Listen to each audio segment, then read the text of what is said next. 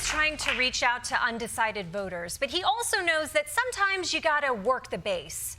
Luckily, there's one place where all the far-right mouth breathers come together: Twitter, or X if you're nasty. What could go wrong? Overnight, former President Trump holding a freewheeling, albeit glitch-filled conversation on X with its owner, Elon Musk. Technical issues delaying it from the start for more than 40 minutes. Musk blaming a so-called denial of service attack, saying the massive attack illustrates there's a lot of opposition to people just hearing what President Trump has to say, though he provided no evidence of such a cyber attack. I think it's pretty obvious at this point. This is the deep state.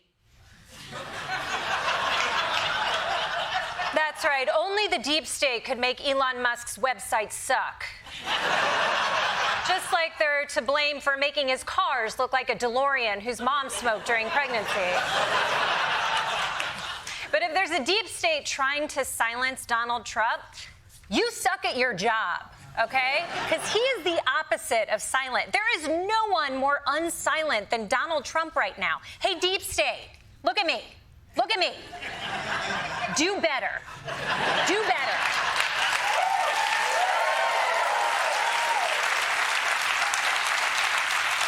But eventually they solved the technical issue and got the conversation going, although it sounded like the glitch had moved from the Twitter servers directly to Trump's mouth.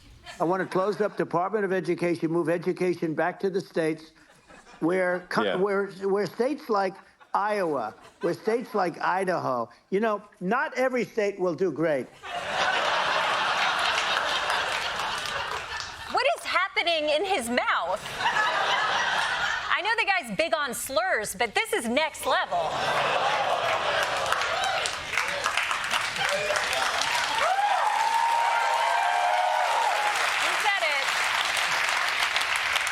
And look, I know his speech was distracting, but did Sylvester Trump over here just say that he wants to close the Department of Education? Think this through, Trump. Without schools, where are you going to ban books from? Think.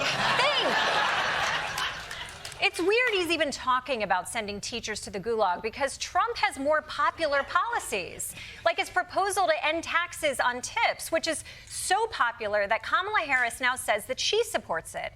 And Trump is not happy about that. No tax on tips, and all of a sudden she's making a speech and there will be no tax on tips. I said that months ago. And then all of a sudden, for politics, she says, you know, she comes out with what I said. Look, to be fair, Kamala did copy Trump's no tax on tips idea, which would make it the first time in history that a woman got credit for repeating a man's idea.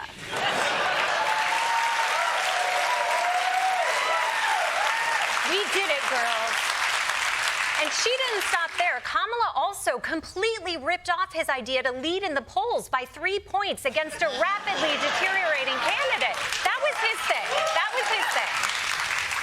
Now, obviously, Trump did his fair share of dragging Kamala during this interview, but there were also moments that he took it in a surprising direction. I saw a picture of her on Time magazine today. She looks like the most beautiful actress ever to live. It was a drawing, and actually, she looked very much like our great First Lady, Melania. But, of course, she's a beautiful woman, so we'll leave it at that, right? Ooh, someone has a crush.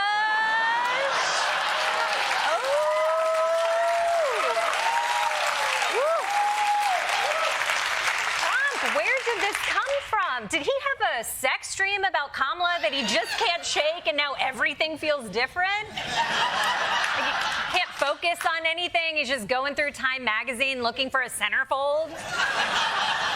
Like, either way, I think we finally found the one thing Trump is incapable of lying about. If he thinks someone is hot, he'll say they're hot. He'll lie about winning an election, but he has deep respect for the sanctity of bangability. That's noble. That's a noble thing. But maybe my favorite part of the entire interview was when Donald Trump told the story of how he threatened Vladimir Putin not to invade Ukraine in the most 1990s way. I said to Vladimir Putin, I said, don't do it. You can't do it, Vladimir. You do it, it's going to be a bad day. You cannot do it. And I told him things that what I do, and he said, no way. And I said, way.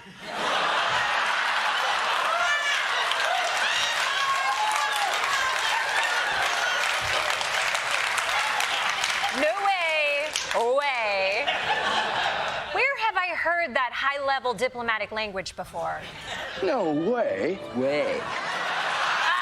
Yes, Wayne's World. Wayne's World.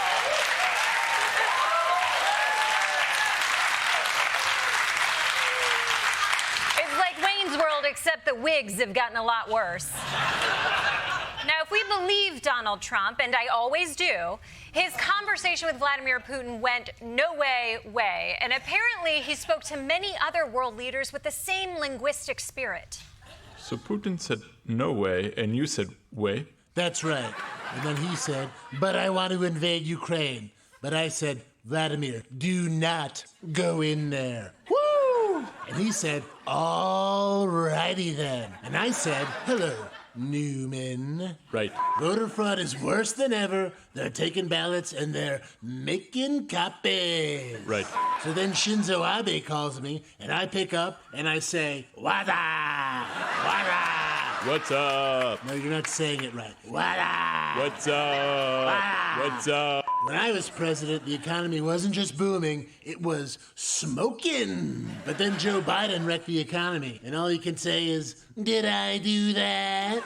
Yes, and he said, got any cheese? No, you're not doing it right. So Erdogan asked me, who is this? And I go, my wife. No, Sada Tang. That's from Pootie Tang. Ever see Pootie Tang? No, it didn't get to South Africa. Oh, it holds up, man. Come over tomorrow and we'll watch it. That sounds smoking.